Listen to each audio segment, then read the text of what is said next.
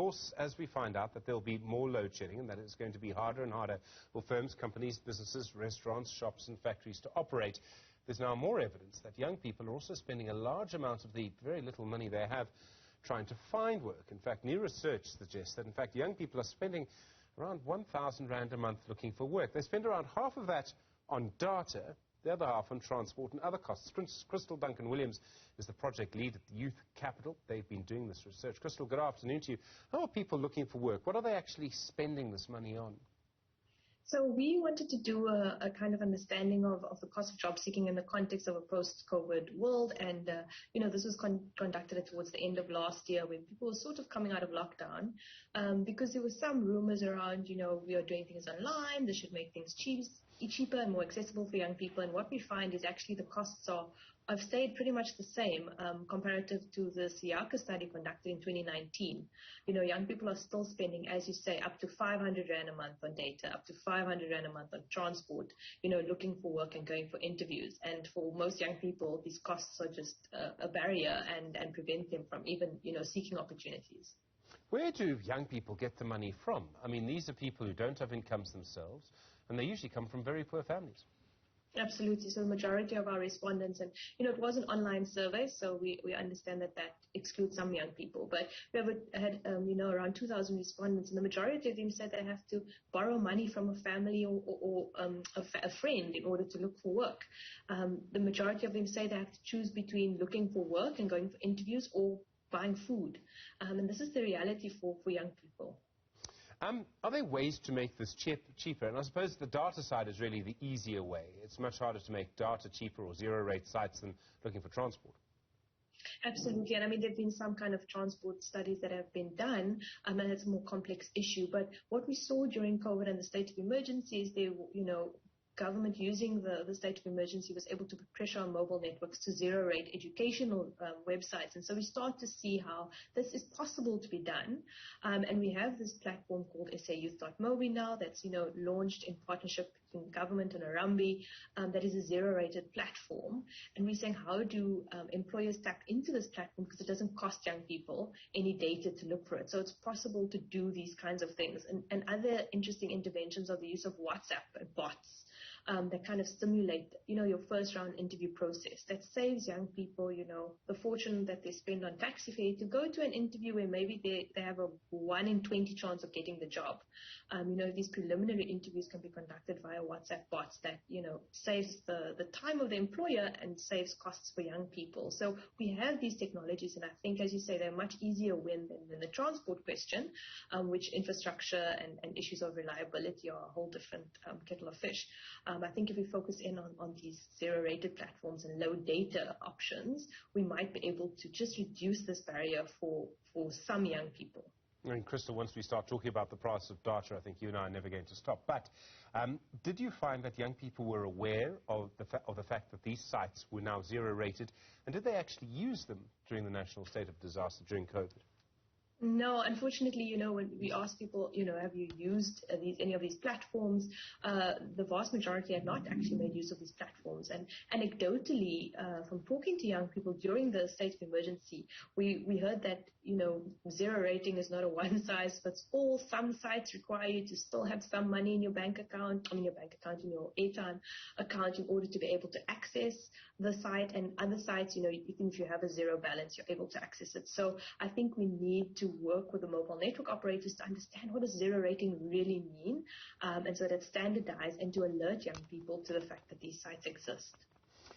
Transport, obviously much harder. If someone wants a face-to-face interview, you actually do have to go. And I think many people, if they're going to employ someone, they want to actually meet them. They want to, maybe not shake their hand nowadays, but they do want to shake their hand, I think. They want to sort of say hello face-to-face, have 2 minutes just talking about, other things before you start the formal interview. All of those things still matter when you're employing someone. That does mean that transport costs are still going to be a problem.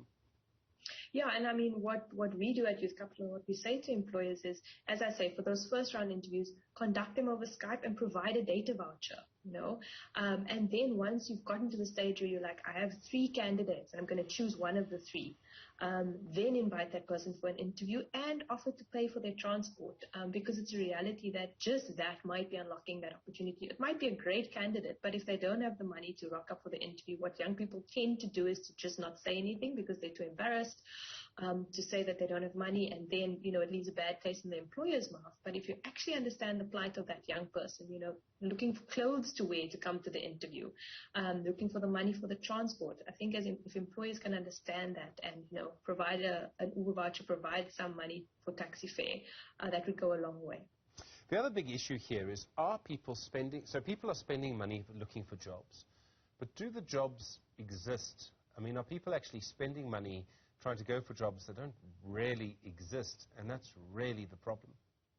Absolutely. And so, that's why we think, and we mentioned this in the report, cash transfers or income grants for young job seekers are one piece of the puzzle, reducing transport costs, reducing data costs. These are all pieces of a big puzzle. There's no silver bullet. What we find is platforms like Harambee and other youth employment programs to try to improve matching. So as you say, there are limited jobs in the market, but to make sure that there's better matching between the employer and the employee at the outset, so that a young person doesn't spend a fortune going through an interview process for a job that they're actually not a good fit for. And so I think that's also one way we can reduce the cost for young people, because young people will print 100 CVs and hand them out anywhere they can, and that's not really going to lead to a job at the end of the day for most of them, and that's the unfortunate and sad reality. There was a discussion 10 years ago in 2012 at the ANC's policy conference in that year at Gallagher Estate. They said they were talking then about a job seekers allowance, and I remember then President Jacob Zuma saying that he was personally against the idea because we should not be a nation of social grants. It seems the debate on that issue has changed significantly.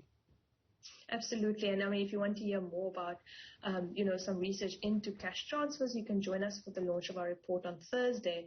We'll have some researchers on the panel who are going to be unpacking, again, as I say, this is just one piece of the puzzle, and what other mechanisms need to be put in place, because as you say, we could put a lot of money into providing some kind of allowance, however the person qualifies.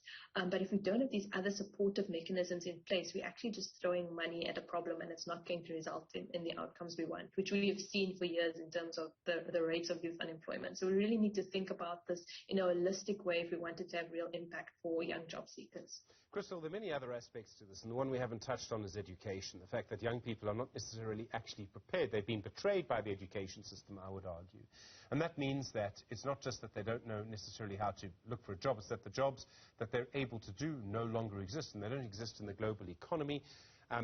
Everyone keeps talking about a fourth industrial revolution. I'm not convinced, I'm afraid to say, that our education system for the majority of people in our country is keeping pace. Are we actually falling further behind? Are we at risk of making the problem worse rather than better?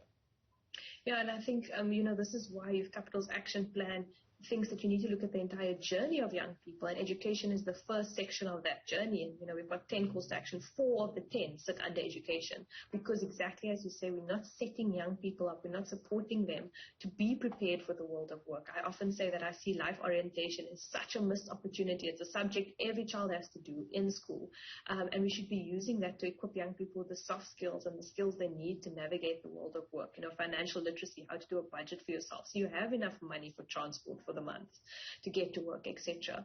And the fact that our vocational colleges have not been upgraded, the infrastructure is terrible. We can't attract industry experts to actually teach young people in the current ways of thinking, so young people come out with a qualification that's actually useless. And these are all much bigger conversations that we need to address urgently if we are going to equip young people to actually be ready for the world of work. Kristal Duncan-Williams, thank you. Project lead at Youth Capital. I do appreciate the time. Important.